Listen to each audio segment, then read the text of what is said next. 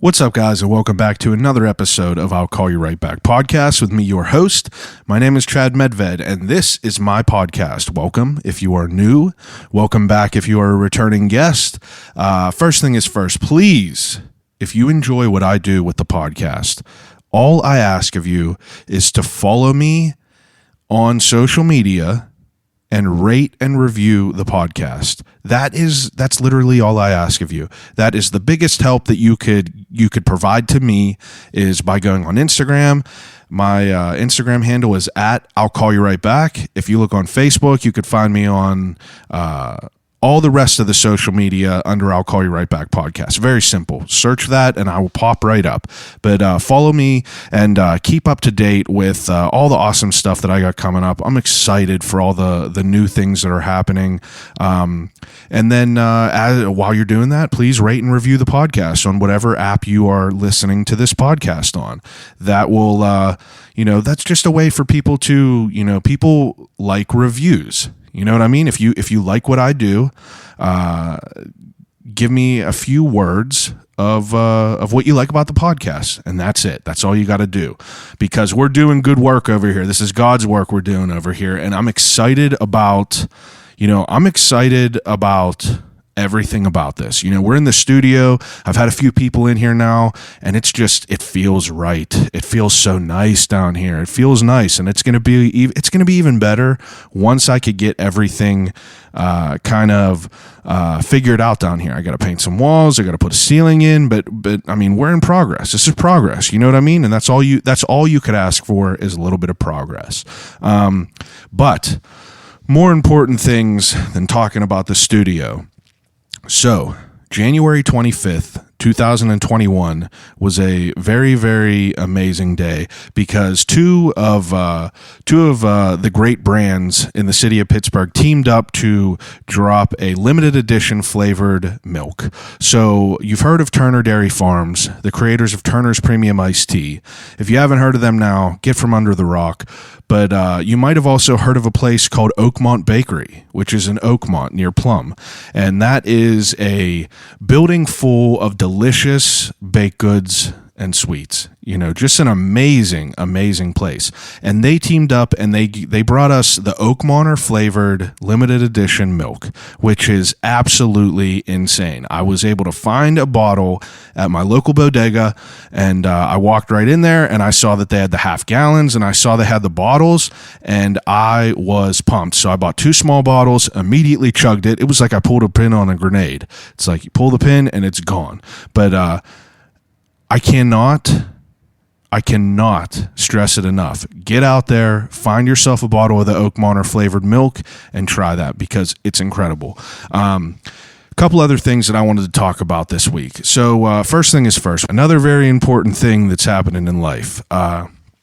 So me and Antoinette moved in this house. We're pumped about that, but I think we're getting a dog. I'm pretty sure we're getting a dog on Sunday. I mean, I know we're getting a dog on Sunday, and I couldn't be more happy about it. We are going to have a pup running around here. We're going to have a mascot for the podcast. I'm excited. I can't wait. It's been a long time coming. I love pets. I haven't been able to have any pets in the last place that we lived. We lived in this apartment for about 7 years, and they just didn't allow pets, else we would have probably been overran by dogs by now. But finally the day has come, and that is that's what's happening, and I can't wait. But enough about all this. We have way more important things to talk about this week than what's going on in my little life. I have been doing this podcast for 3 years. I have been, people use the word blessed, but I feel like it's overdone. But, in a word, I've been kind of blessed to be able to, talk to some of the great people that have been, making shit shake in our city. And, there's big names that I try to get on here all the time. And, there's a bucket list of legendary interviews that I hope to achieve. And this is a name that I could cross off my bucket list. This week, I sit down with Athena Sarris, who is one of the namesakes of Sarris Candies located in Canonsburg. I mean, when you hear Sarris Candies, it's when you hear that name, you think of Pittsburgh. It's just like, it's just like Turner's. It's just like Heinz. It's one of them names that rings a bell. And I was lucky enough to be able to sit down with Athena, who is so Frank Sarris and Athena Sarris were the two originators of the brand. And then they had a couple kids. And right now, Bill Sarris he runs the joint right now. And Athena is his daughter. And she has been, part of this brand her entire life. She has wanted to work in this brand her entire life. She knows the history. She's passionate about it. And I got to sit down with her and pick her brain about how a well-tuned machine like Sarris Candies pumps out the most delicious chocolate that you could get year-round. And I was just absolutely blown away by our conversation. First thing is first, I got to go and tour Sarris, and I got to see how the sausage is made. I got to go in the back. I got to see how things were decorated. I got to see how, I got to see the people that they have working there doing things by hand, which is insane to think about nowadays. And it's just like, you think that like a big company like that, everything would be a machine. Everything is just, something like that, but it's not. They have employees in there that are, the attention to detail is second to none. I was walking by their line, and it was a line of, a line of people, and they had the heart boxes, the heart assortments, coming down this line, and these people were packing each one of these assortments by hand. And I was just like, holy shit. Like, I didn't think, I don't know. For some reason, I didn't think that, I would walk up there and I would see a bunch of people like hand placing pieces of chocolate in these big assortments, because if you look in their store, there's thousands of these boxes everywhere. And it's just like, I think a robot might do it, but I was wrong. These people are taking time and, being, just putting their love and care into all the things that are coming out of that building. And it was amazing to see. It was cool to be able to go back in there and like kind of see, what a cordial cherry is, one of them chocolate covered cherries that you bite into and they're just fantastic. Someone puts a cherry in each one of these shells. Hand puts a cherry in there. Think about that. Insane to think about. And then Athena tells me that, the salted caramel pieces that they have, people are putting salt on them by hand. It's the Oreos, the sprinkle covered Oreos, by hand. And you're just like, my God, like, that's obviously not, I think in common sense, people could pay someone or can just pay for a machine that would take over and just like, you could have these pieces of candy going down a conveyor belt and a machine flips over a little handful of salt, salt or sprinkles on there. And it's just like, that's something that a machine could do. But the fact that they have human beings in there putting their love and care into all the products that they put out is just insane to me. So we sit down and we talk about how Frank started this brand. We talk about how he built it up from what it was. We talk about the original big hitters they have, the chocolate covered pretzels, the peanut butter meltaways. We talk about their sister company. We talk about, scaling. We talk about the fire of 2012. It's like I cover all the things that you want to know about chocolate and you want to know about Sarris Candies. I cover it all in this episode. Athena was fantastic. She's a great person to talk to just because you could tell how, passionate she was about all this stuff. And she was just a good sport to let me ask all my questions. And I was super excited about it. And on top of this great interview, I'm doing a pretty damn good giveaway. So Sarris was cool. They were like, hey, I hit them up and I was like, hey, would you want to do a giveaway with me? And they were like, absolutely. We'll throw in one of these heart assortments. And it's they're $50. You know what I mean? It's a lot of money. So on top of that, I had such a great response on social media from all this. I went out there and I bought some extra stuff to put in the giveaway. So we have some milk chocolate covered pretzels, some dark chocolate covered pretzels, because honestly, there's nothing in the world better to me than Sarris chocolate covered pretzels. So I threw both of them in there because you got to have both varieties of it. I'm not a white chocolate person. That's small peanuts to me. I like the dark and I like the milk. But then, the second, I put on social media, I was like, what's your favorite thing from Sarris? About 1 million people said chocolate covered pretzels. And then about 900,000 people said peanut butter meltaways. So I got a nice box of peanut butter meltaways. And then I also got one of the highly sought after Sarris hot chocolate bombs. And this is a giveaway that I'm going to be doing. It's over $100 worth of chocolate. So, we got some good stuff here. And I told you, I've been telling you, I've been making some candles. I do not have labels for them yet because, shit's been chaotic, but I'm also going to include one of these, these are awesome candles. I can't say enough about them, but I teamed up with Amanda from North Ave Candle Company, and I was like, I want to make candles. I want to be involved. I want to be able to pick the scents and everything.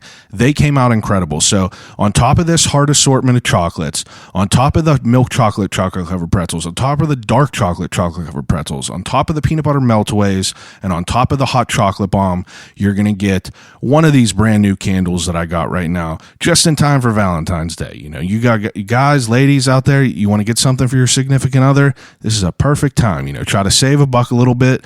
All you got to do, same thing. Go on Instagram at I'll Call You Right Back. I'm going to post something tomorrow around noon, or today around noon. Sorry, it's the night before. So Thursday around noon of, the giveaway. And you'll do the same thing that you got to do for all my giveaways. Very simple. I want you to follow me. I want you to follow Sarris Candies.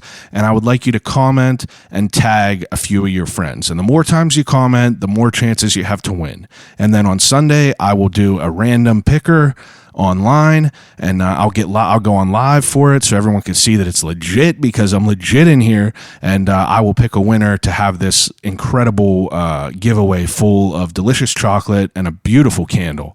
So without further ado, episode 149 of I'll Call You Right Back podcast with Athena Sarris from Sarris Candies.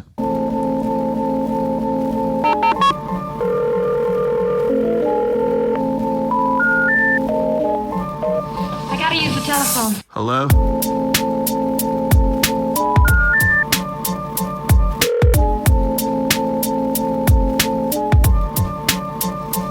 Telephone. I'll call you right back. Call you right back. Telephone. I'll Call You Right Back podcast. Okay. And I'll make sure that I have you out here in enough time to go to practice for sure. Thank you. Appreciate it. Yeah, but I don't know why I thought that I was like, 9 years old. I'm not going to put it past her. Maybe she's very spry. It does. It happens a lot. And with us having the same name, yeah, this has been my whole life. They're not sure which one they're getting. Yeah. So this is so Bill is your dad? Bill's my dad. Okay, and Bill is Athena and Frank's son. Correct. Okay. Yes. So Athena and Frank are my grandparents. Yeah. And then Bill is my dad. Uh-huh. And then there's me and my sister. Uh-huh. So it's just 2 girls, and that's it. Does your dad have is there any other aunts and uncles that are involved with it? He has a sister, Oh, okay. and she's involved. Yeah.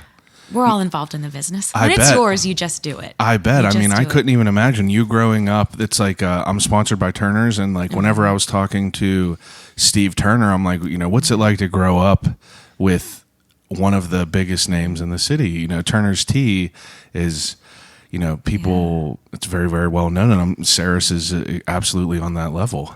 Thank you. Well, it's fun. I mean, it sure was fun.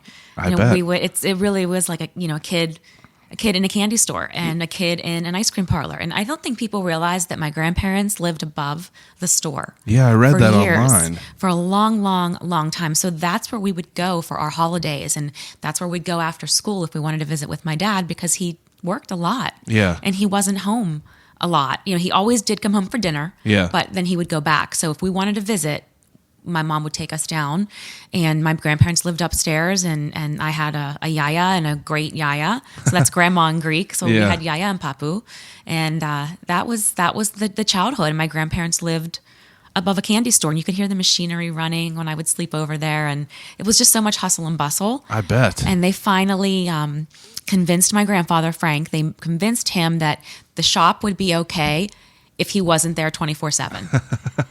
Yeah. So my grandmother convinced my grandfather to then move, and now the apartment that was theirs, we converted it to offices and a lunchroom. I thought that was so cool. Reading on the website, I was looking into it a little bit, and I've known about Sarris forever just because of the candy, but I've never actually been to the ice cream place or the candy store. I've never been there until I went last time. So what did you think? I thought it was incredible. I was overwhelmed. It really is kind of like, walking into like a Willy Wonka-esque type thing. You got toys everywhere. You got like bright colors. And I love the vintage look of like the ice cream parlor. Yes, it's supposed to be like an old-fashioned ice cream parlor. Yeah. And the thing with the toys is my grandfather didn't have a lot growing up. He really didn't have toys. So one of his things was he wanted toys in the shop. Yeah. So we have these life-size plush animals that are, cars, everything. We have up cars, there. we have motorcycles, we have bicycles. He just, he really wanted to kind of play on that childhood that he really didn't have. Yeah. And kind of he had all his toys later in life, and he wanted a ice cream parlor to go along with the candy factory, because what goes better with chocolate than with ice cream? So in 1981, he and my dad then decided to build onto the ice cream parlor, and they wanted it to be an old-fashioned ice cream parlor with the chandeliers and the brass booths. Yeah, that's what I thought was so cool. And the servings are enormous. Yeah. If you've had a chance to have something, I hope you have. If not, we'll make sure that happens. But the sundaes are enough for 3 people. I can't even imagine. Now, when did Frank start this? I love this story. So my grandfather was working as a forklift operator. Yeah. And he met my grandmother, Athena. Yes. And he wanted to give her a box of chocolate. So he did. And she was delighted. But he thought, if this is the best I can buy, surely I can do better. So he started stirring batches himself. Knew nothing, didn't know sugar could burn.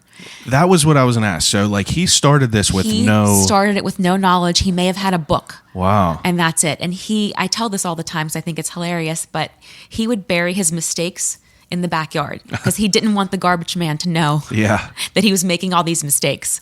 But thankfully, he stumbled upon something that worked for him, and he and my grandmother, he quit his job as a forklift operator, and he sold the family car for collateral. Wow. And we opened the storefront right where it is on 511 Adams Avenue. So that's the original. It's the original, and we've undergone 12 expansions since 1981. Yeah, because the first, I was looking back on all the social media, and I saw like the first picture of, I assume it's Frank standing out front of a small building, and now it takes up a city block. And I mean, I couldn't tell if that was like the original building because it looks way different now. It is. It's the original building. Everything is, we're just we expanded out, and then when we couldn't expand out anymore, we put a second floor on.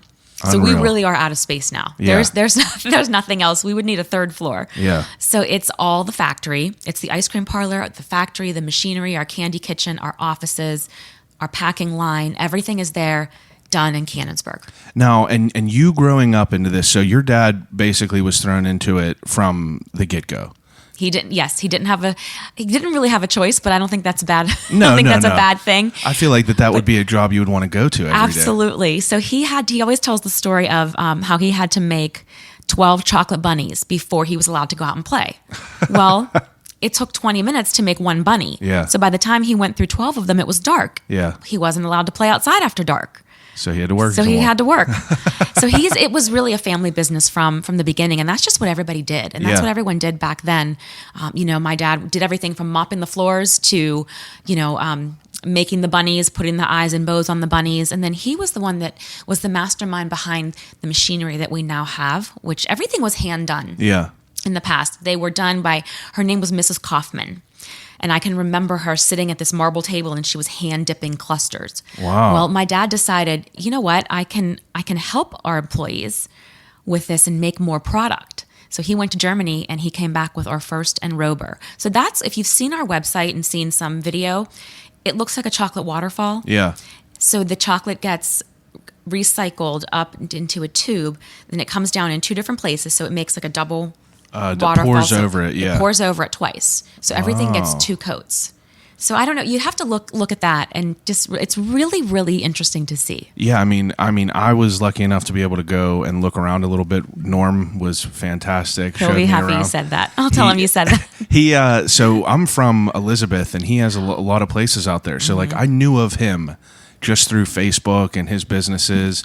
And then I walked up and he was like, "Oh, I'm Norm. Like, I'm going to take you around." And I was like, "Oh, this guy's going to be good." He is. Well, you knew you knew that. Immediately. He pulled me. He was like, "All right, come with me." He pulled me right in front of the chocolate castle and then just started from there. And it was just like a very, very overwhelming. Now that castle is, did he say it was 2,500 pounds? It is 2,500 pounds, and it's all edible, and it was all done by hand. So I don't know if you remember, we had a fire in 2012. I did remember that. And the water damage from the fire took the castle out. So we had to redo it in 2012. So everything was kind of like restructured, and, we sketched something else out, and we talked with engineers and architects, and we wanted to really make sure that it was going to be structurally stable, because it's not something you make every year. It's way, way too labor intensive, and all the candies are put on there by hand. So it really is all edible, and it's just fun. That's a fun thing. People get their picture taken in front of the castle.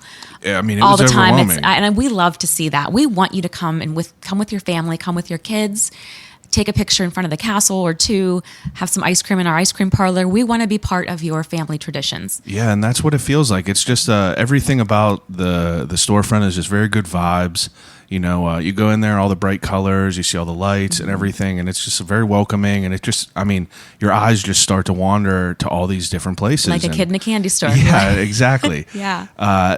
So you growing up being a young kid, you're just, that's part of your life. You're there all the time and, kind of messing around there, I'm sure. That was a really fun way to grow up. Yeah. It really was. And again, when my grandparents lived above the store, my sister and I would sneak down to the ice cream parlor and make ourselves these big sundaes. And we thought we were just, super cool because we were there and the shop was closed and everything was dark and it might be like Thanksgiving night. And we would go down and make these enormous sundaes for ourselves. But it was a really great way to grow up. And we don't know anything different. Yeah. So I'm sure there are other, maybe other jobs, things like that might not be as exciting, but we didn't know. We always just, appreciated it just the way that it was, but we always appreciated it and we were grateful. Absolutely. And happy to work in the business, to work towards working in the business one day. Absolutely. And that's what we both do. Now, for you to, this might be a dumb question, but growing up, you watch Willy Wonka and the Chocolate Factory. Yes. Like, does that hit a little bit different compared to, other kids? Like, other kids envision a world of candy like that. Like, oh my God, what if I was able to do that? Kind of, you guys were able to do that. Is that right? We were able to do that, and it's so much fun, and we have such great memories. Yeah. And there's people that have been working for us for as long as I've been around. Yeah, I met a guy whenever I was torn. I can't remember his name, but he was pipetting chocolate. Oh, that's Bobby. Bobby Veris. He has been there for 50 years. Yeah, that's okay. Yeah, that's him. Because he was him. like 50, and I was like 50. 50. He's been there for 50 years, and he worked right alongside my grandfather. And they would do the piping, which is you have a bag of chocolate that he squeezes, and then it comes out in a certain shape, and you kind of pipe decorations on to bunnies. But this time of year, it's bunnies. It's all about bunnies and eggs. And then we have a bash cake that Bobby pipes the candy and chocolate on, every day. So it's all done by hand, and he's done thousands and thousands of hours. I can't even imagine. Piping. I can't even imagine because and that's hard to do. That bag, people Absolutely. don't realize that bag's heavy, and it's hard to squeeze and keep kind of a rhythm going. Yeah. I saw him while he was talking to me. He was like juggling it back and forth, keeping it malleable. Yes, and like you have keeping to. it warmed up a little bit. Keeping it warmed up and just making sure that it kind of flows out of the bag. Yeah. But he's so good and so fast. No one can keep up with him. I bet. You can't teach that. No, and and it's just second nature to him because he's been there for so long.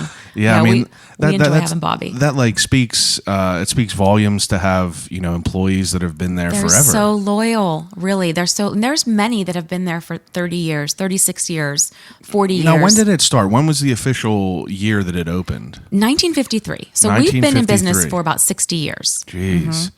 Now, whenever you, Was there other candy companies that opened before that? There were other candy companies in East End of Canonsburg. So we say we're from the East End. Yeah. So there were a couple of Greek chocolate makers, and they were all friends, and they all helped each other, and they all shared ideas.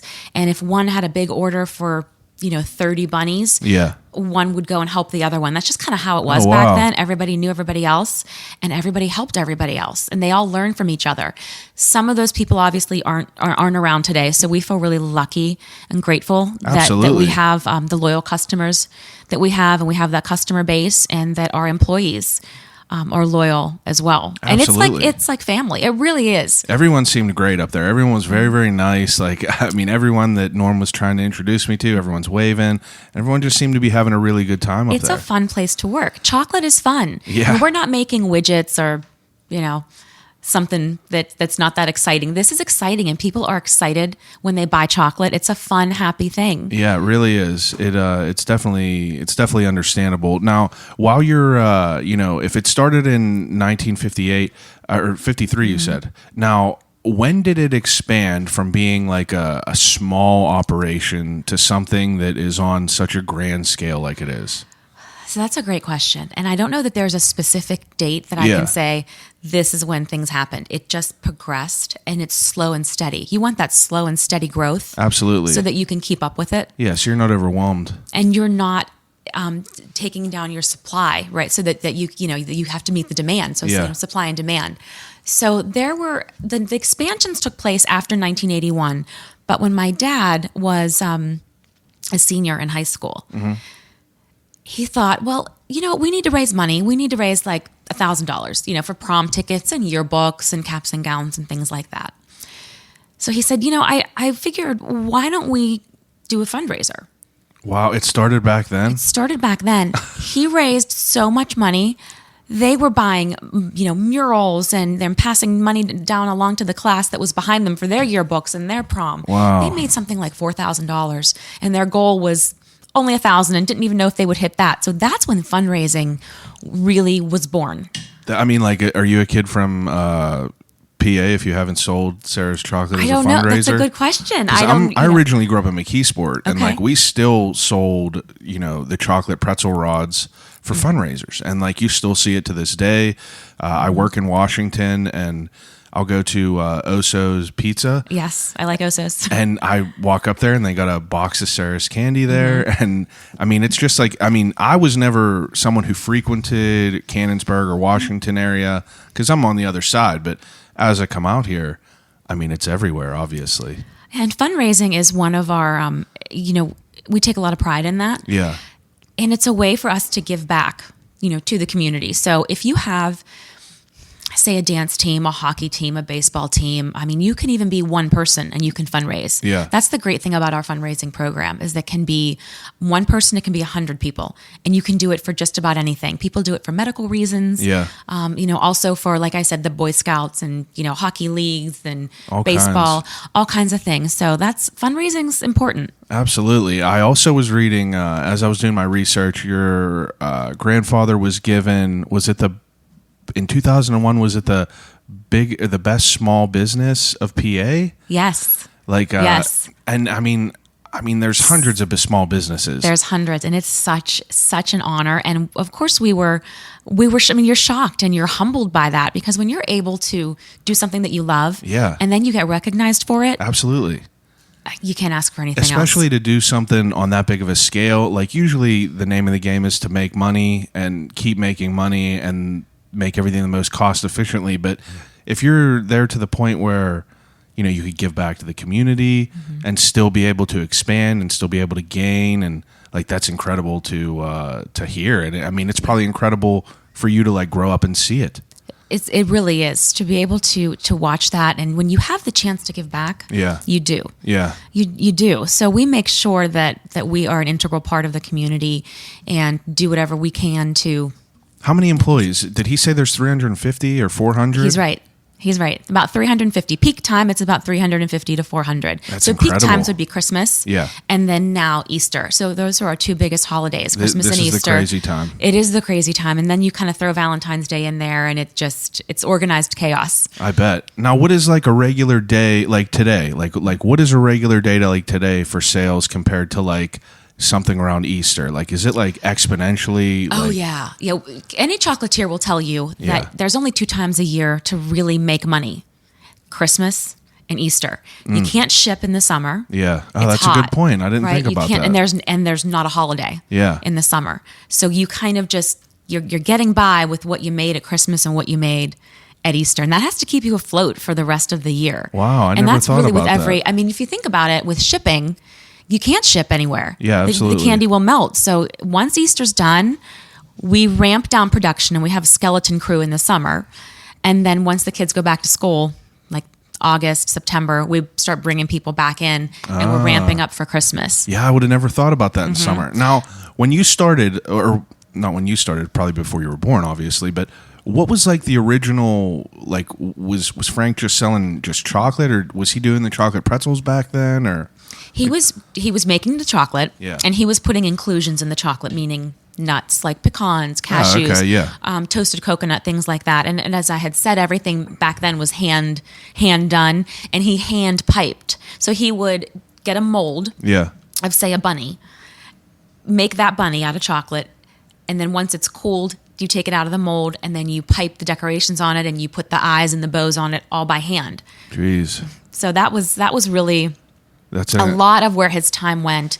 They weren't doing so much quantity, Yeah. but it was quality. Absolutely. The quantity came when we were able to put some machinery in to help our employees, not replace them, but help them. Yeah, definitely not replaced, because as I was walking around up there, There's a lot of people. There's a lot of people, but I was so blown away to see.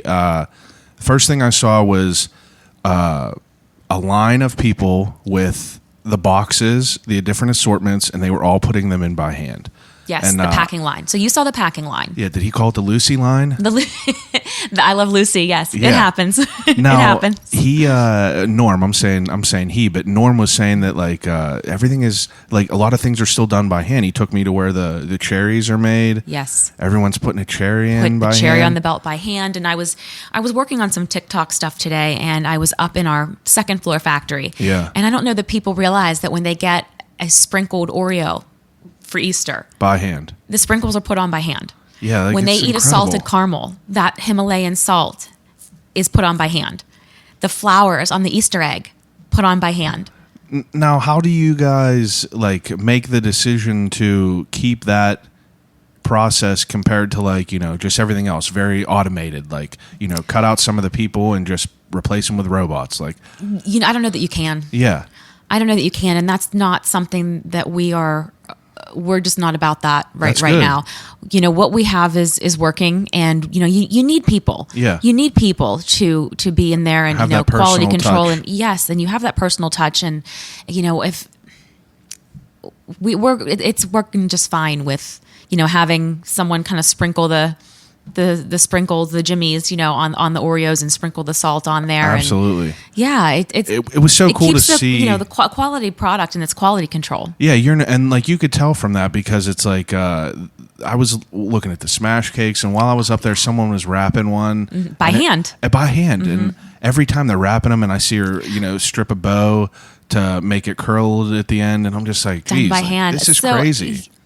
I'm so used to that. Yeah. I'm used to seeing everything done by hand. So I guess I'm thinking, well, doesn't everybody do it that way? No way. But we do a lot, we do a lot by hand. Every eye that gets put on a bunny, you get a little bag of chocolate, not like the bag that Bobby had, just Yeah. a smaller, like a little baggie. Yeah. And chocolate acts as the glue to keep the eye or the decorations on the bunny. So That's insane. that's all done by hand, and the bows are put on by hand. That's all up in you were up there. You were Yeah. up in that department, the decorating department. And it's a lot of work, but it's a Yeah. lot of people that really love what they do. They take pride in what they do. Absolutely. Really to do 100 bows and tie them like that. they're patient, and they just love their job. And it makes people happy. Yeah, I would think so. Now, for you to be, kind of swept into this world, did you have an idea of anything you wanted to do besides this when you were younger, or you knew that this was going to be it? This was it for me. This was it. Really? I was encouraged to go out and explore. Yeah. And I chose not to. I said, I want to work for my dad. So I knew that from high school, went to college, got a business degree, and took a class for my master's. And then I decided I wanted to get married, so and have kids. so that didn't happen. But that was what I wanted to do from a young age. Was just, I don't remember ever thinking, hey, I might want to go and do this or that. Yeah. No, I want to work for my dad. Now, did you have to start off doing grunt work? Like, were you on the assembly lines? Were you cleaning Yes, I stuff? worked in the front of the candy store. Oh, yeah, I bet. I did. And it was, I was at the bulk candy counter. So I would be weighing the chocolates and handing them to the customers. I was blown away by that, too, by how much was there and how many different things. There's so many. Well, there's really what doesn't taste good covered in chocolate. We have everything from like the kind of strange to chocolate covered orange peel. I saw that there. To our peanut butter meltaways. Yeah. Now, I learned there that I didn't know there's a sister company. Gardeners Candies. Gardeners. So I had no idea about this. And Norm gave me a peanut butter meltaway and said, eat this. And I've never had one of those, and I ate it, and it was incredible. It's incredible. It really was incredible. Like, I'm not even just like, lying or anything. Like, it was an incredible there's piece a of reason candy. why it's in the original peanut butter meltaway. Now, why, like, where does Gardeners come from? Why isn't that just under the Sarris name still? Okay, that's a great question. And honestly, people don't really ask us that a lot. But Gardeners Candies was a family-owned company. Mm-hmm. And Sarris at the time, so we purchased Gardeners in 1997. Yeah. A long time ago. We needed production space. Okay. So it was bought basically because they had the facility and they had machinery, and my dad knew, like, hey, I need this for production, and I need this space, and I don't have anywhere to go right here in Canonsburg anymore. I can't expand anymore. I can't go up anymore. Yeah. We need to buy something that we can use to amp up our production. That makes sense. So he bought Gardeners, and then along with Gardeners Candies came some of their Gardeners retail stores. So while Sarris doesn't have any other stores other than Sarris and Canonsburg, we have a lot of retailers, like 1,200, that sell our candy, Giant Eagles, Hallmark, pharmacies. Yeah, I mean, you see it anywhere. I just since we just moved over this way, our Giant Eagle is the Donaldson's Crossing now. Yeah. So I walked in there and there's a Sarris whole store in there. There's a huge display in there. And I was just like, geez, like this is bad news because I fiend for the chocolate pretzels. Anytime I find them, I get them.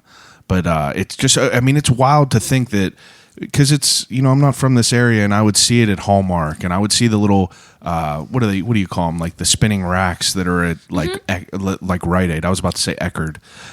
Well, we were in Eckerd. I was about to say Eckerd. Yes, we were in Eckerd. But it's like you see all that, and like now it's just such like it's close to home, and I see that there's these big displays and everything like that, and I was walking through there and seeing all these different products, and I'm used to, seeing the chocolate pretzels, seeing the main, like, what would you say the most popular candies are that you guys have? The most popular candies that we have are definitely our chocolate covered pretzels. Yeah. And our peanut butter meltaways, if I would have to pick a boxed chocolate. Yeah.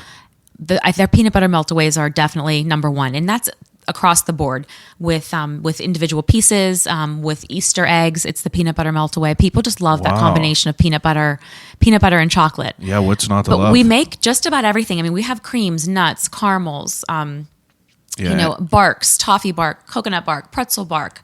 So you can do anything really, but people like the pretzels, I would say, and then the peanut butter meltaways are going to be the top sellers. Wow.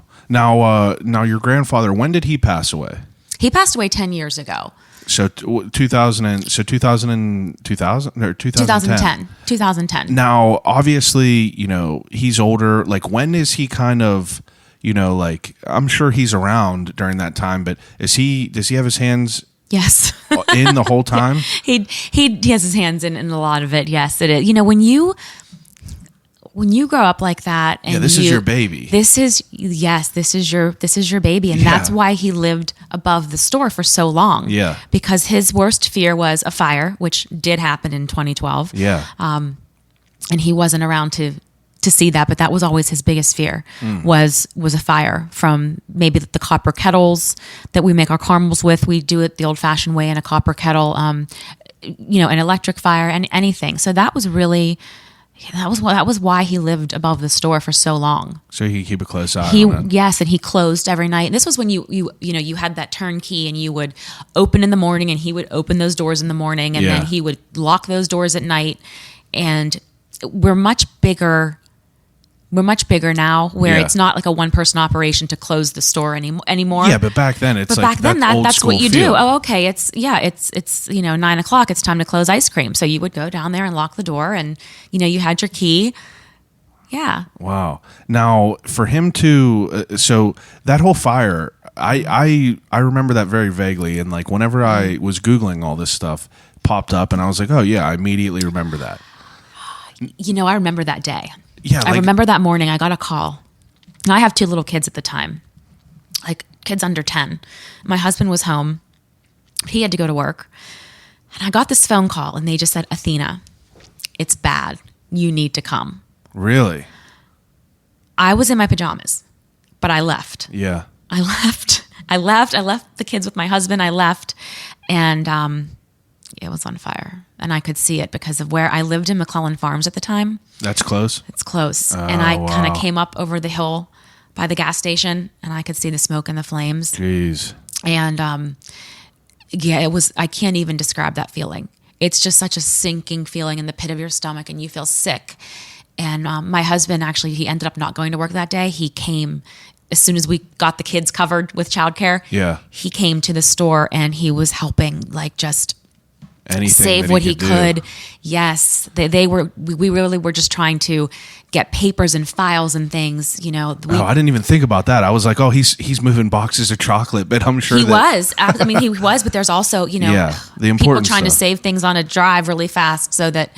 Now, where did that fire? Like, was it over towards the ice cream parlor? Is that what Norm said? It was above the ice cream parlor in the decorating department where you saw Bobby Varys. Oh, okay. So that's where the fire started, and it was an electric fire. Yeah.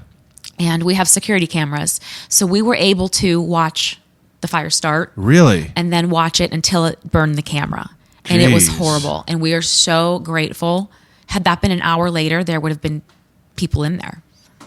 It happened in the morning, right before the morning shift comes in at like 7:30, 8 o'clock. This was maybe like 6:30 in the morning. Yeah. So and it went fast. I can't even describe. I bet. Now, how long were you guys shut down for that? We weren't shut down. We weren't shut down for that long. Now, the ice cream parlor, yes, that was shut down, and we call it the castle room, the room that the castle is in. Yeah, that was shut down for maybe like 3 months. Okay. So we had the fire was in February, of course, right before Easter, right before the big holiday. So we had to shut down the ice cream parlor and rebuild it and rebuild the castle room. But we were making pretzels, I think, 2 days after that. We had to. I mean, we have to run our equipment. We had orders to fill. Yeah, I guess so you can't really say. You can't say, well, sorry, we can't fill your order. We have something going on here. We had trucks on the road that day delivering candy.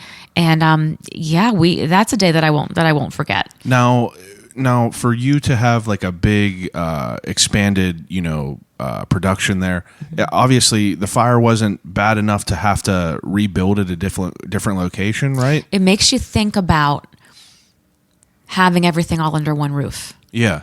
It really does. It makes you think, like, if something like this were to happen again, maybe if they couldn't get under control, what could happen? Yeah, exactly. Because I knew that you guys you're big enough of a production. Like, I didn't know how bad it was inside, where it was like, oh, we could either just, start over. But if it wasn't as bad, you were able to salvage it. We salvaged absolutely everything that we could. That's great. We have no intention on moving. Canonsburg has been so good to us. Yeah. And so supportive. And, we've been such a strong part of the community. Yeah. That there's nowhere else that we would be. Could I ask you a question? And sure. And if you don't want to talk about this, I can cut this out. Okay. I've been told that there is a pizza shop that is on the block that will not sell. Correct. What is this story? That's the story. He won't sell. He just won't sell it? Won't sell it. Won't sell it. And It's the same guy? it's not the same guy. Okay. It's not the same guy. So this guy will remain nameless. Yeah. You know what I mean? He'll remain nameless. So we offered to buy him out because we needed the space. He declined. We offered again. He declined. So we said, all right. So we built right up, over, and down the other side. I love that. And actually, their pizza's really good. Yeah. I mean, I still love their pizza. And, Yeah. we would get their pizza once a week. But yeah, he was a stubborn little Italian guy. I posted that we were going to do this interview, and about 4 people messaged me and says, if you don't ask about this guy, Really? we're not going to listen to you anymore. No. Obviously, they're joking, but a couple people were like, I need to know They what need the to know that story story. is. Yeah, because everyone Wow. knows about it, I guess. I guess. I did not know about it. My boss was the one who told me. He was like, you got to ask about it. I didn't realize. Yeah, and I mean, I guess like that's what people, I mean, that's an interesting part of the story. Well, of if it you all. look at the building, Yeah. we did kind of build like right up and over this little pizza shop. 100%. That's So- what they said. They were like, because someone asked me, and they were like, "Is that part of their like company?" And I was like, "No, Absolutely not. Yeah. No, but they do have fantastic pizza. It's Well, that's very good. much like Oso's in Washington. Yeah. It's it's really it's good. It's good pizza. No hard feelings. Now for you to come up into all this and start like, where does how do I want to phrase it? Like, obviously you have your big time players like the Pretzels and the peanut butter meltaways, but you have like a crazy amount of just different things now. We have so many different things that you can cover in chocolate. We have these things, and I probably shouldn't mention, but I'm going to anyway. They're only available at our store in Cannonsburg. Wow. They're called Pretzel Poppers. Pretzel Poppers. They're little circles. Really? So they're individual little bite-sized poppers of chocolate-covered pretzels. Wow. And people they love can't them. get, they love them, but it's hard to make because think about if you're a chocolate maker, you have a moving belt. Yeah. And that moving belt has to go under the enrober. Yeah. Well, those pretzels are round. They're just going to roll wow. around everywhere That's a and good get point. stuck together and roll off the belt. So it's not something we can produce Yeah. a lot. It's just not. We can't produce a lot of them. We just can't. It's so labor intensive and so difficult that we only have them in our retail store in Cannonsburg with the Pretzel Poppers. I'm gonna have to try them whenever I go there. Now, what is obviously you got all this success on all these different things, the pretzels, the peanut butter meltaways. What was the biggest flop that you guys have ever put out? Wow. Like, have you ever tried to do anything crazy that was just like, that ain't working? Yes. Yes. We had something called grilling fondue. Grilling fondue. So it was chocolate that you could grill. Oh. We had high hopes for this, and we did all this research and packaging and boxes and things like that, and it just wasn't, it just wasn't catching on. But this is, we throw 1,000 things at the wall a day. If one thing sticks, we're happy. Yeah, success. So we just okay, fine, that didn't work, but, the next 10 things did. And I think, with the new product, something like with the chocolate barks that we have. Yeah. Something like that. People kind of go crazy for that. And that's just another thing where you're just kind of sitting there with, Just making some stuff, yeah. Just making things. And most recently, it's been our hot cocoa bombs.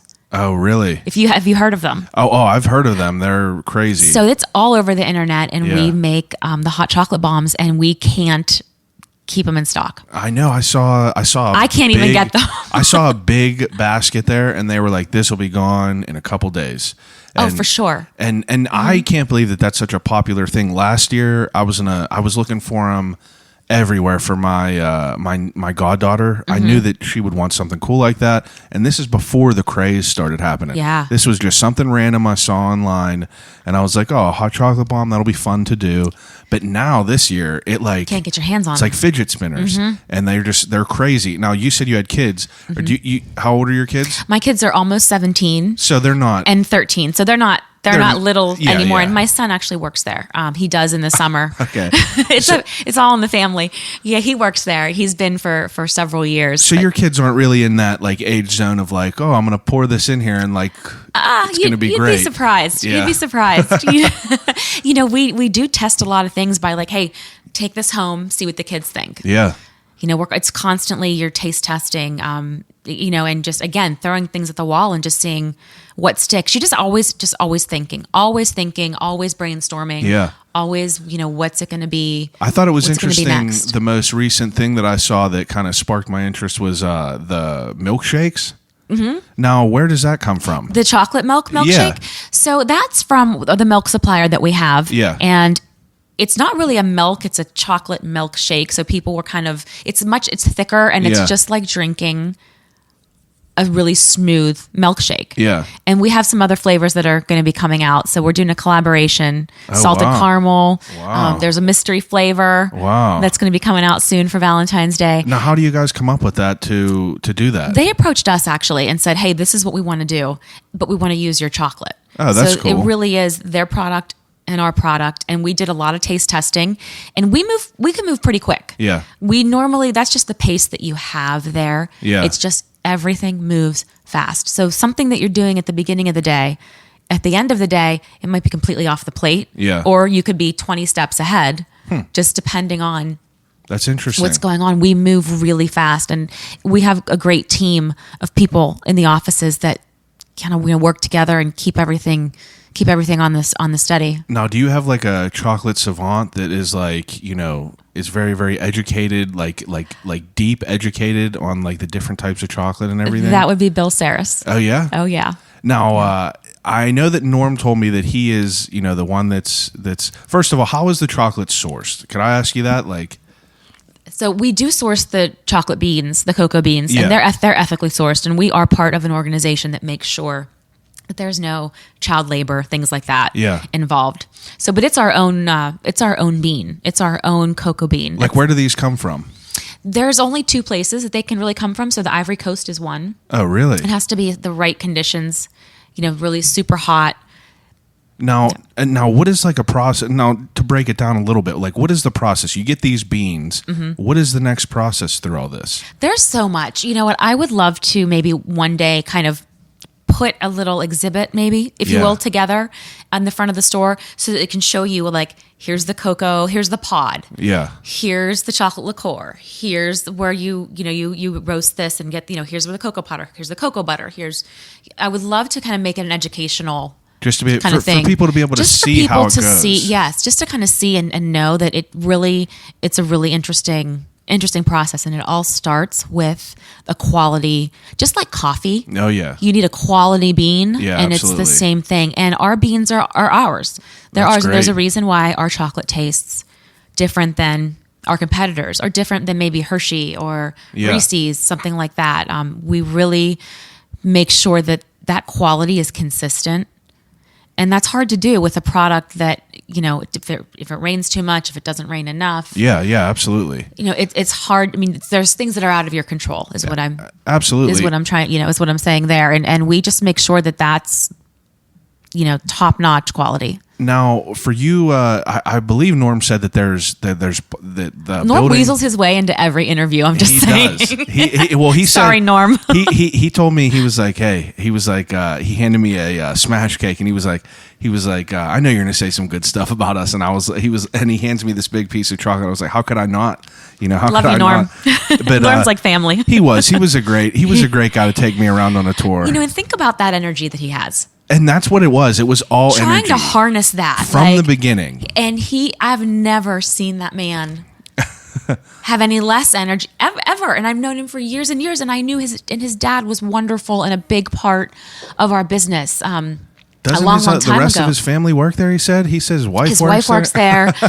That's what I mean when we say like loyalty. Yeah, absolutely. People are putting all their eggs, if you will, in one basket. Absolutely. With the husband and the wife working there, and sometimes it's the husband, the wife, and the kids. Yeah. So yeah, that says a lot, because there's a million different places you could work. Right. Like all the people at my job have been there for. I'm literally the only person who hasn't been there for over 20 years. So it's like, I feel like that speaks enough about Absolutely. An employer. You know what I mean? And it's, I know a few people that work in your manufacturer now and makes the pretzels that I just found out. They follow the Instagram, and they were like, I make the pretzels. Uh-huh. But it's cool to see a little bit more of how the sausage is made up there, and you see all these these sweet old ladies up there that are doing all this stuff by hand. Some lady was wrapping up chocolate H's, and I was like, how many you have to do of these? And she was like, 1,000 of them. And we do a lot of custom work too. So Yeah. say those H's were maybe for a wedding. yeah, something like that. I think they were for something like that. They would have to be, because I don't think we would sell 1,000 H's in the Yeah. front of the store. But that's the attention to detail, I think, that sets us apart. Yeah.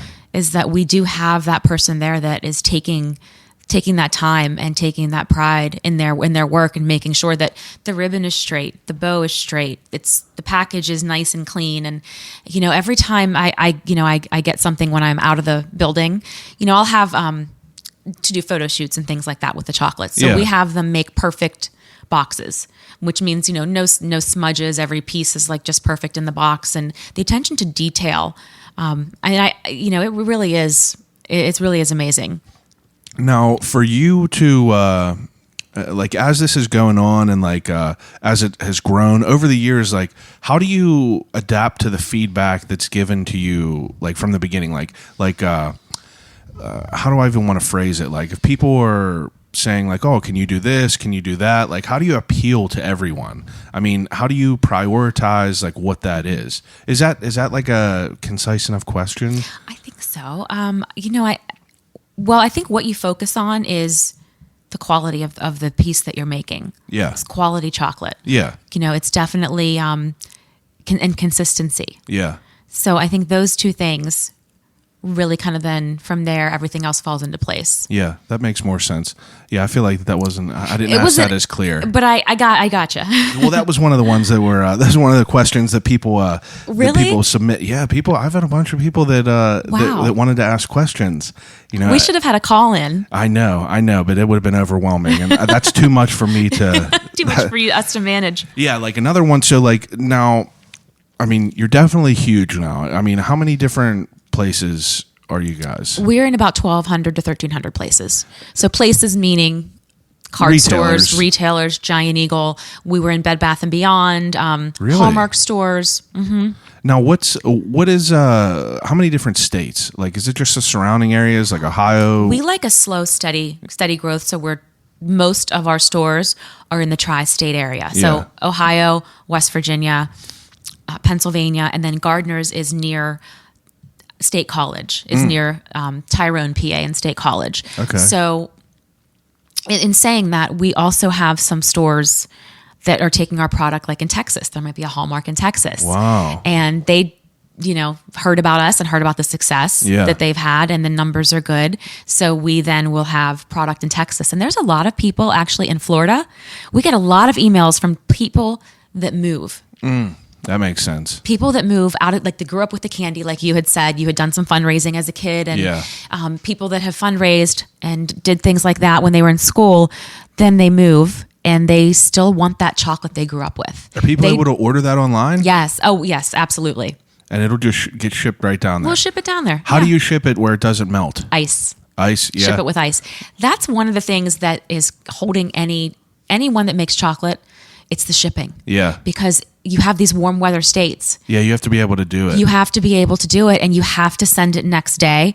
With 2 day, it's still sitting somewhere, whether in a warehouse or a factory or in the back of a UPS truck. Maybe I don't want to call out UPS or FedEx or a delivery truck, I should say. So there's some control that you don't have over that product. And, it can get really hot in the back of a delivery truck. Yeah, especially with all that stuff. And on a day when it's maybe 60, 70 degrees, the back of that truck can be 90 degrees. You have chocolate soup. Yeah. So it's the shipping really that, that would be the only deterrent, from sending candy anywhere, but we can ship anywhere. That's interesting to think about because, I would think like, oh, you're on a big scale now. Like, what stops you from expanding into, being on a national or even like a coastal level? But it's like, that makes sense, like to have different factors like shipping and different factors like, if you ramp up your production, you want to keep your quality. So, you need space. Yeah, you can't bite off more than you could chew because then that turns around and bites you. Yeah, that makes sense. That's what we have always said. We don't want any more than about 20% growth every year because that's what you can handle. Yeah. Otherwise, you are biting off more than you can chew. Yeah. and you can't keep up with the demand. So I mean, it's great if you have the demand, but if you can't meet that demand, then you have unhappy people. Yeah, and you can't meet it in a quality in a quality timely fashion. Ah, that makes sense. Now, what is Oh yeah, here it is. So one of the questions was like, how do you keep the innovative, mindset to do new things? And I mean, I know that that's a weird question. Like you got I feel like a chocolate, like a candy company, you almost want that like traditional type feel. You don't want to get too crazy, but it's also like, a hot chocolate bomb is something, it would be dumb for you to not make them. Absolutely. Because of how insane they are. You kind of hit the nail on the head where you do have to walk that fine line between tradition. Yeah. And then also you have to keep up. Things move so fast these days, especially with social media, TikTok, Instagram, Facebook, Twitter. Everything is instantaneous, and people want that instant gratification. 100%. Those cocoa bombs we tested them out. We tested them out at Sunday dinner. We do Sunday dinner every week at my parents' with my sister and her kids. And one Sunday we were testing them out, and the next Sunday they were on the shelf. Wow. I mean, you have to move fast. But the things that stay traditional are, for say, Valentine's Day. Yeah. People want a heart. They want it to be red. Yeah. They want a red heart. That's what sells. We tried the blue. We tried the pinks. You did do that? We did, and we do. The biggest seller, it's a red heart. Yeah. Easter is all about bunnies and eggs and jelly beans.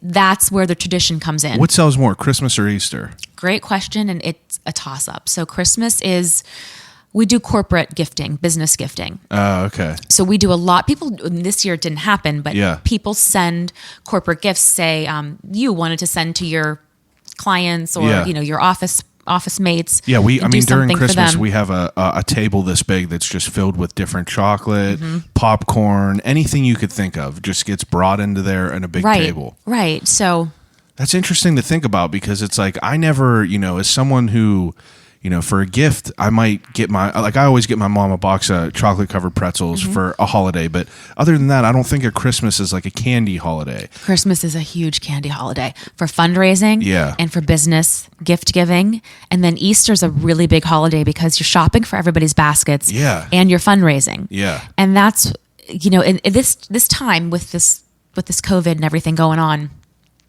some of the fundraising has dropped off, which is actually, we should be thinking about it the opposite way. Now's the time to sell. Yeah, absolutely. I would think so. Now's the time to sell so that you have that cushion when things kind of start back up again. So our fundraising department is, that makes sense. We have contactless fundraising delivery now, and we have contactless online delivery. So say you have a fundraiser and you have a grandmother that lives in Texas. Yeah. You could give grandma your code. It would be a 10- number.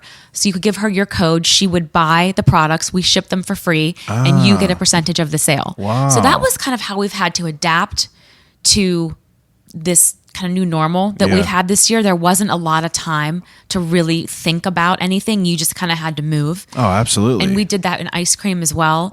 We do curbside pickup, which we hadn't had before. Yeah. But people can place their order on our website, online, send us a text when they're in the parking lot, and we will take their order out to them. Wow. So it's just those things are, you have to be able to kind of navigate that and adapt and keep up quickly, especially this past year. Absolutely. I would guess. And I mean, especially someone who, I think the attention to detail that you guys provide is so like ridiculous to see. I mean, to see everyone packaging thing with their hands and putting ribbons and all this, and it's overwhelming to see, because in this world, to me that's normal though. I haven't ever seen, we've always done that by hand, and we've always swept the floors every night, and we've always, we keep our business like we keep our home. Well, like you said, that's normal to you, but for everyone else, you're just like, I can't believe that people put cherries in each of these things. Like, it was mind blowing to me. I'm glad you got to see the cherries. Did you see the whole thing? I did. I saw the conveyor. Did you see them get wrapped? No. In the red foil. Yeah, they spin on that thing. They spin around, and then they get. Cherries are so much fun to see, and they smell really, really good. Yeah, the whole place smelled insane. The whole place it really does. And people ask me, like, do you get sick of that? I'm like, heck no. Yeah. It smells amazing. It really does smell amazing. And it's and what you were saying about like the machine, it seemed like a lot of the machining in there was like more of like the wrapping a bar, or it would be it's called a flow wrap machine. Flow wrap. You would like if we had some pretzel rods. Yeah, I saw that. That's what they had. It was exactly like, what it was it like is. a bag, It's and a like bag one and side is sealed, and then the Correct. pretzels go in. Yes, but it's like that makes more sense to have that be automated rather than you have to, right? You would have to do. But things. as far as decorations, again, the eyes and bows on the bunnies. Crazy. We make Santas at Christmas that are What's the biggest piece? What's the biggest piece that So you guys make? we Because I made saw a a piece- Stanley Cup in there. Oh, yeah. that So was up there's- to my hip. Absolutely. There's a Stanley Cup. There's a Super Bowl Yeah. trophy. We did a body in chocolate a couple years ago. So this woman was an artist, and for her final thesis, she came to us and she wanted to do her body in a chocolate sculpture. So we did it with white chocolate because of just how the chocolates melt at different temperatures and Yeah. things like that. And she came in and kind of carved herself. I mean, and she was a little thing, but she was probably like 100 pounds. Yeah. So we had this, and 5'3". So we had this 5'3" lady Jeez. in our display room for a long, long time, and she got an A on the project. So Really? So that was great. We were happy to help with that. But her name was Heather. Yeah, I think her name was Heather, and that's just one of the fun things. That's like. I mean, who gets to do that at work? Yeah, I mean, I don't know. That's just so much fun, and you never know what you're going to walk into, which Yeah. I like. I enjoy that, and I thrive on that. Yeah, it's fun. I It's like different. what's going to happen today. I saw that you guys recently teamed up with Shop 412 and did chocolate bars that they released at their store, Mm-hmm. and I thought that was such like a cool thing too, because it's like, it's. I mean, that's a pivotal name. Like Sarris is like a name like ketchup, like Heinz ketchup. Thank So you. people want to put their brand with that. I kind of and- associate the brands. yeah. Absolutely. Why not? I mean, a company that's been in business for, 6 decades, Mm-hmm. basically, that's you withstand the test of time. Like it's honorable. It's cool to see.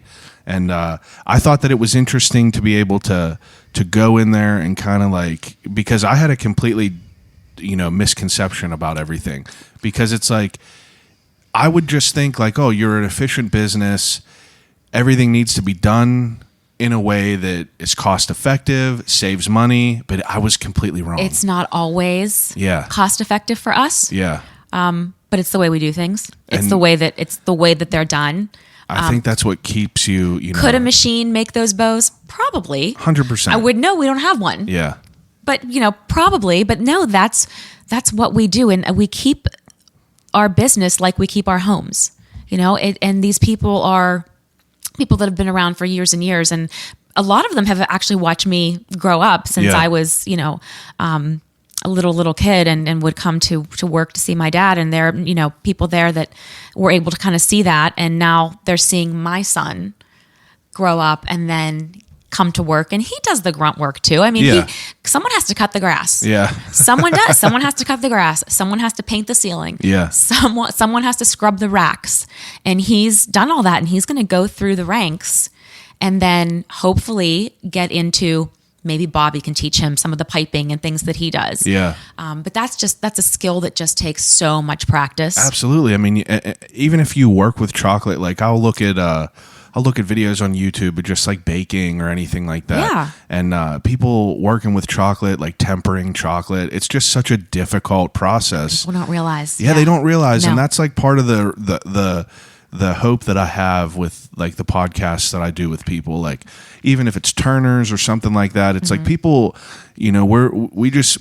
we don't think about how much goes into like I'm holding, like I see this like that heart is packed by hand. it's insane. Every piece. So you saw the packing line. Yeah. Goes down the conveyor belt, and each piece in that heart, it's the same piece in the same square every time. Yeah. So you can't just say, oh, I'm going to put a cherry here. I'm going to put a caramel here. No. That's one thing that I was thinking of because because whenever I left, you guys were nice enough to give me an assortment, and I took it to work. And then I'm like, oh. Did you find the map? Yeah, you find the map. And that's what I was thinking. I was like, in the beginning, I was like, oh, everyone's just putting things in their hand, like by hand. And then I was like, oh, shit, like you can't put them just wherever because. No. Let's say, and that's for FDA regulations too, but we need to know that in that cavity, what's called a cavity, in that cavity is a cherry. Yeah. In this cavity is a peanut butter melt away. Yeah. And it's every time, 100 times out of 100 times, there's going to be a peanut butter melt away there. It could you be can't just bad. go, oh, let's put a raspberry cream there instead. No. Because someone could have an allergy. Someone could have an allergy. Yeah, and I didn't even think about all that until just now. Because why would you need this map? And it's like someone who might be allergic to coconut could just die if it was bad. We hope not. Yeah, we hope not. There are people that do have some pretty severe allergies. Yeah, and there are people that can't have peanut butter, can't have certain nuts, things like that. So we did this mapping, which was actually a really fun project that I did with my dad. We both worked on that together and made maps for all of the pieces. And we said, okay, this is how it's going to be every time from now on. No more of this just kind of picking and choosing and see where it fits. Yeah. It's always going to be a caramel if that's the cavity for the caramel. Was there a period of time where you guys just threw random things into a box? We didn't throw them. Well, not throw them, yeah. No, we, yes. Like there was not like a template. It was random. It was random. It was this piece will fit in here, and sometimes with things like caramels. And I would love for you to see some videos that we're going to post soon about how the caramel's made. We're actually filming that tomorrow. The squares, sometimes you get a wonky square. It's maybe a little bigger, something like that. And if it didn't necessarily fit in one cavity, that's when they would just kind of that's one for me. And yeah, exactly.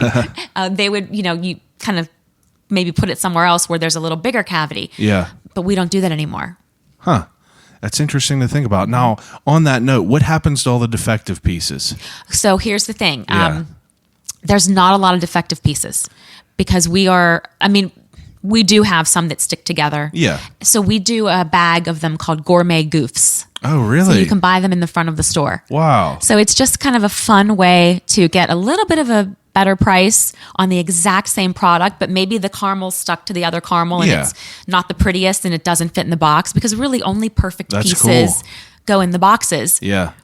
So they're called gourmet goofs and there's really not a lot of them. I mean, when you're using this kind of automation and you have the people that are on that line, and I can even show you a video I took today, but someone puts those caramels on the belt by hand. So they're not just tossing them on there where they're stuck together. Yeah. They're making sure that they go down that enrober and there's enough space in between them so that it can get its 2 coats of chocolate plus the decoration from the stringer. Yeah. And they don't stick together or fall to the side or fall over. So there's not a lot of waste.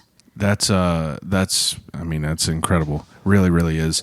And to think about seeing 1 or 2 boxes being packaged by hand, it's like, that right there, that's 1 or 2 boxes. But then you go into the showroom and there's hundreds of boxes. Mm-hmm. And I'm just like, geez, this is it's a crazy operation that you have there. I think that, it's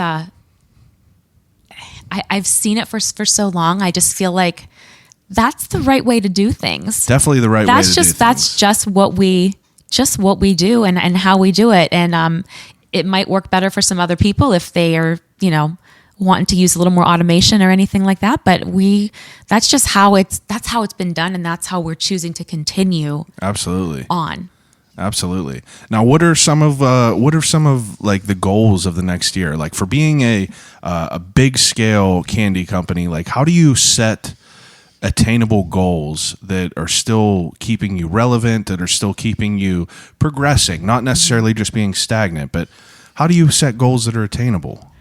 That's a great question. I think that the goals are set, we do there's different facets of the business. So you have your retail, which is the retail store in Canonsburg. Yeah. You have your wholesale, which would be the Giant Eagles, the Walgreens, the CVS. Yeah. You have your fundraising. Mm-hmm. You have your business gift giving. You need to keep up with all of those and kind of be ahead of the game as far as goals, for example, we had done online fundraising prior to all of this COVID, but it didn't really become so relevant until this year where you could do contactless fundraising. That makes sense. So the goals are set to continue with what we're doing and to have a slow and steady growth. Yeah. Like I said, about 20%. So that you're not overwhelmed and that you can produce. Yeah. And that you can keep up with your demand. And again, if you have the demand and you don't have the supply, no, it's no good. Yeah. You're not going to be successful with that. No. Wow. What an incredible operation. Thank you. Now, I don't know if I could think of anything else that I forgot to ask you along with the candy or anything, but I would like to get into the ending segment if possible. Sure. So I do an ending segment with everyone. It's called Desert Island Questions.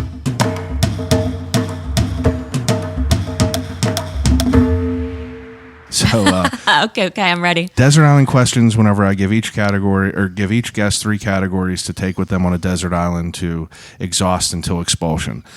So the first category to take with you on a desert island, these are all very, very quick questions. So, you obviously don't, things are just going to pop into your mind, but 3 things to watch. So you get to pick 3 movies to take with you. Does it have to be a movie? It could be a TV show. Okay, Schitt's Creek. Oh, it's good. Schitt's Creek for sure. I thought that was hilarious. The Goonies. That's just one of my favorite movies. Those are good. And I really like the Disney cartoons, The Lion King, Rio. Yeah. So the things that I think other people might find popular, I'm kind of like, no, I really like the Goonies. Yeah. And I really like Schitt's Creek. We just watched Coco last night. You ever watch that? Yes. Just an amazing movie. Me and my wife just crying at the end. It's fab. It's Disney and Pixar, just fabulous. Really, really incredible. E.T. That might be another one that I might so take good. with me. Yeah. I just made my wife watch that. Okay, so I usually ask people 3 books to take with them on a desert island, but I'm going to ask you 3 different. I'm going to ask you 3 items that you guys make that are your favorite. Oh, okay. The chocolate covered pretzels. Mm-hmm. Do you like the dark chocolate or the regular? Because I just had the dark chocolate. The dark is pretty amazing. Pretty great. It's pretty great. Yeah. I would take salted caramels. I have not yet had them. I'm not a huge caramel person. People. You're missing out. I know. You're really missing out. I never liked peanut butter either. Like what? I never. What kid doesn't like peanut butter? I like peanut butter and jelly, but I didn't like peanut butter and chocolate. I didn't eat Reese's cups. I didn't like that type of peanut butter. Going to the movies as a kid. That was all. I would get Milk Duds. Yeah. And I would get Reese's Pieces. Reese's Pieces. That's Reese's where I Pieces. liked. That was about as far as I would go. But that peanut butter melt away was unreal. Yeah, so I would do a pretzel. Yeah. I would do a salted caramel. Yeah. And I would do our toasted coconut bark. That sounds good. It's amazing. I love the pothole filler. The pothole filler is so much fun. Yeah, that was so good. And there's just things like we have that product. We have drizzled popcorn. We have dunked popcorn.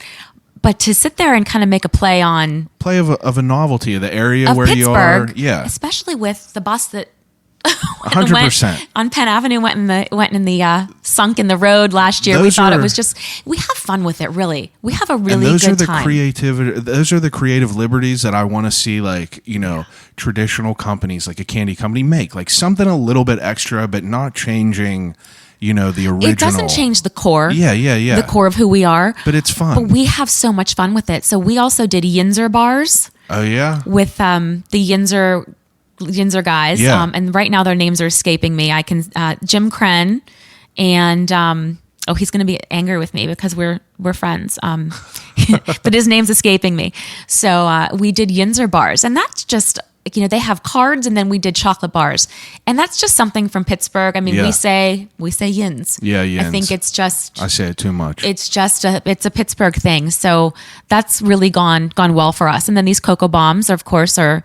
And who knows what the next big thing is going to be. Yeah, but we'll try it. We did a couple of years ago with the whole Tom Brady and the deflate gate. Yeah. Well, my dad's up early, super early. So he goes into work and it's 4:30 and 4:30 a.m. And he's like, I'm going to make a deflated football. Let me just see what happens. About 30 minutes later, he comes out. He has the deflated football. made out of chocolate. Yeah. So it's just fun things like that if you're willing to take a little bit of time. He went and kind of poked around at it, and we had a little bit of fun with it. The people in Foxborough were not happy. Oh, I bet. They were not happy, but you know what? It really was. It was all in good fun, and we just, it was Deflategate. Yeah, and I mean, you gotta play along with it. Yeah, we just have fun with it. Is your dad a workaholic? Yes. Yeah. He works hundreds of hours a week. He just nonstop. And he's one of those lucky people that doesn't really need a lot of sleep. Yeah. So when I get to work in the morning, I have emails from 3 a.m. that I need to catch up with. So he just, it's what you do. It's what we talk about at Sunday dinner. Yeah. It's just always how we've grown up. You talk about the business, and just like a parent would come home and talk about their job if they were a teacher or a lawyer or a doctor. Our table conversations have always been around, we call it the store. Yeah. Just the candy store. It's always been around the candy store. That's that sounds like it would be fun. Now, could I ask you, what's like some of the least popular items that you guys have? Is that bad? Marzipan. That's not even chocolate covered. That's in our showcase, but some people like marzipan. Marzipans are those like the fruit cookies? Yes, that's exactly. Oh my God. My mother, when we got married, right? She was like, the cookie table. Pittsburgh has a cookie table. My mother's like screaming at me and my wife, like, I'm making these marzipans. I'm making them. Don't let no one else make them. I'm like, all right, not a person ate any of them. I think that they're disgusting. I'm not a fan. Ugh. I could think of 100 other things Coconut I would mush. eat before, before I would eat marzipan. Cool. They look cool, but it's like, come on. We do, fruit and nut egg is...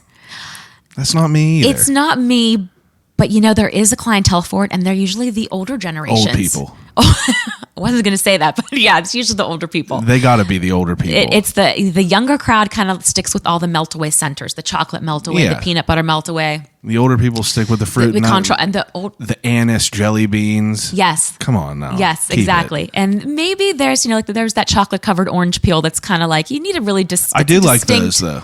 Distinct taste for that. Yeah. Those were good, though. Some people like that. And you know what? I think with orange, I think dark chocolate would be better than milk. Oh, that would be good. Yeah. I like all the weird chocolate. I've eaten chocolate covered crickets, pickles. We did that. We did chocolate covered crickets. Really? We did, just for fun. What's like the response to something like that? People think that's weird. I bet people think that's weird. And I'm a weird person, and I'm like, oh, that's pretty cool. I'll try that. You would try. See, that was something where I said, I'm not taste testing this. You didn't try one of those? My sister did. Unbeknownst to her, she didn't know what she was eating, and then it was we did crickets because we just like to think of weird stuff outside of the box. Like, what can we do that's just different and fun and that's understandable. Just have fun with it. So yeah, chocolate covered crickets we had done. I think the weirdest thing that I've had was a chocolate covered sweet pickle that I was just like blown away by. Yeah, we do chocolate covered bacon and chocolate covered pickles. Yeah, that's good stuff. Yeah, I'm you pregnant? No, that's what. Yeah, my mother had pickles and olives whenever she was pregnant. Okay, there you go. Ridiculous. Okay, so the third category that I ask everyone is 3 CDs to take with them on a desert island. Wow. Yeah. It's a heavy question. This is, you're really making me think here. Yeah. So like a soundtrack. I like AC/DC. AC/DC? That's a good answer. Back in Black. That's a good answer. Back in Black. I like country. I like Luke Bryan. Okay. Jason Aldean. Yeah. And then I think I would have to do, I like some rap. I would have to do Nelly or that's Biggie good. or, I'm a Biggie fan. Yeah, I like Biggie. So, that's good. Those are good answers to me. That's a nice wide variety of, I'm definitely diverse. That's good. In my music. Okay. So the second to last thing that I do, sponsored by Turner's. So I usually do something called the Turner's Crate where I have, each guest submit a question into the crate and someone picks it, but I've been changing it. So the question that I've been asking everyone is if you can go to a convenience store, you're about to get ready to go for a road trip and you can go to a convenience store and you can only pick one food item from in there, what would it be? Can't pick Sarris. Okay. Kit Kats. Kit Kats? That was going to be my next question was if you could pick something chocolate related that wasn't. Yeah. Kit Kats. I love Kit a Kats Kit Kat. And I like Twix. Twix are good too. Snickers are good too.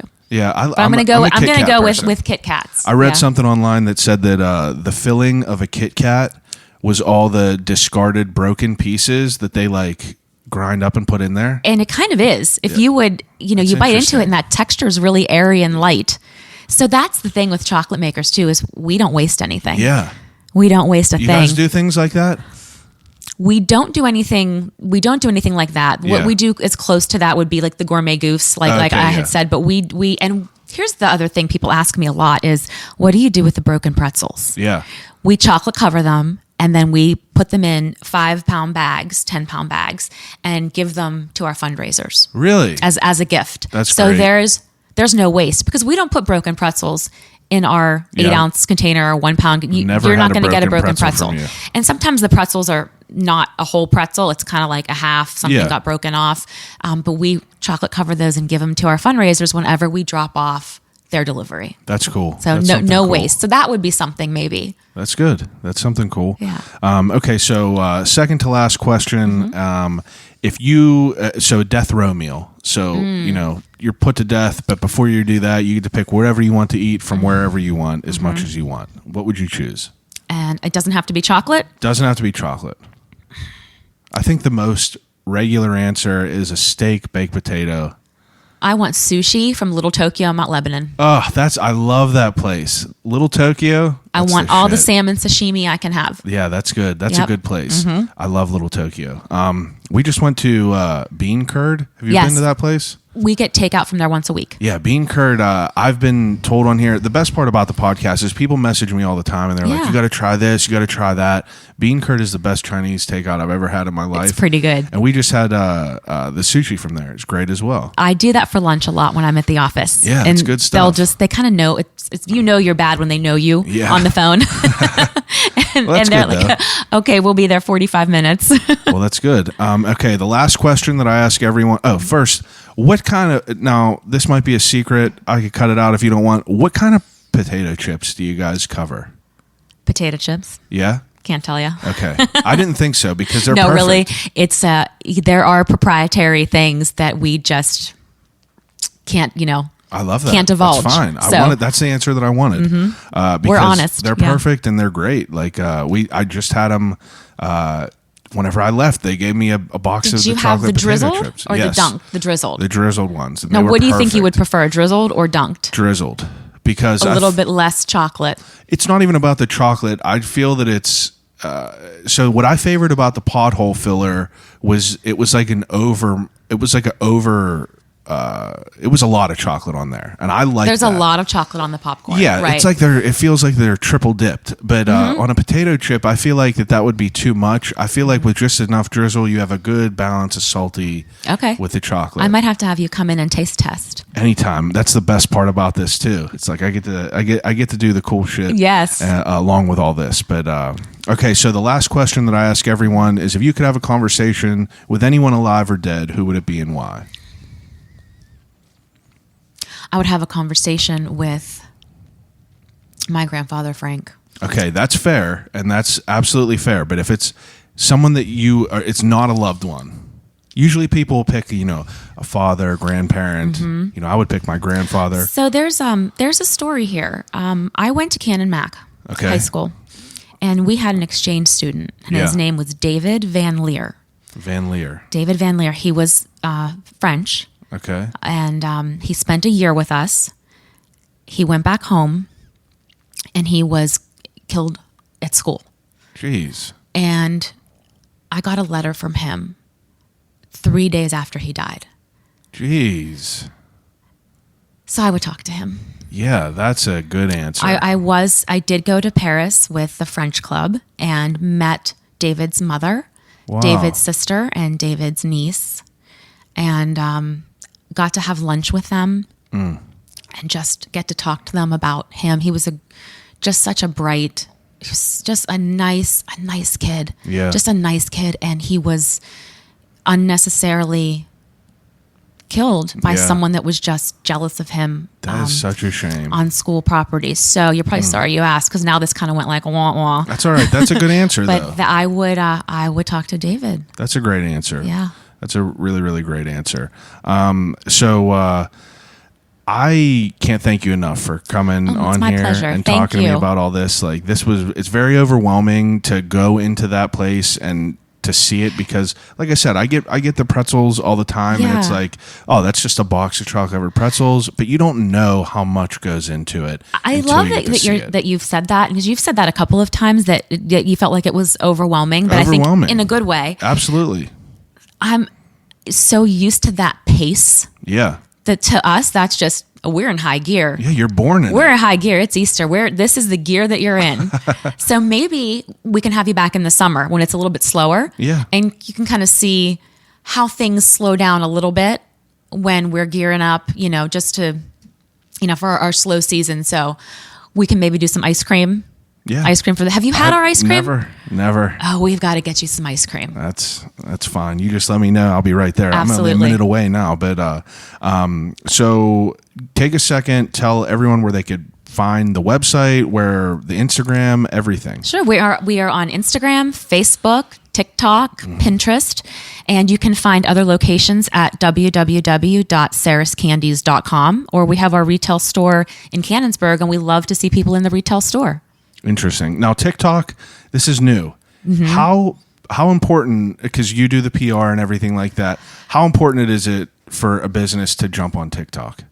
I see so many different people doing this now. You know what? If you would have told me 2 years ago, I would have said, you're nuts. You're crazy. It's so important for businesses to be on TikTok. That's really? where you're getting the younger crowd. Yeah. And you're getting the people that are going to fundraise. Yeah. And the people that, people are not going to TikTok anymore just for fun, or just to watch like a music video or something like that. Tutorials and stuff like that. How do you bake cookies? Yeah. My son has come home and said, "Hey, Mom, I saw this on TikTok. Can we bake this thing?" Wow. And it, sometimes it works out, sometimes it doesn't. But people are going to TikTok for research now. For things that they kind of want to see and things that they like. So it's so important to be on the cusp of that and be in that. So I would say, that's pretty important. It's social media in general. Yeah, pretty important. It's important. Thank you again so much. I really appreciate it. Everyone that's listening, please rate, review, and subscribe to the podcast. Stop at Sarris. Grab yourself some chocolate. I don't got nothing else to say. Thanks for listening. I'll call you right back.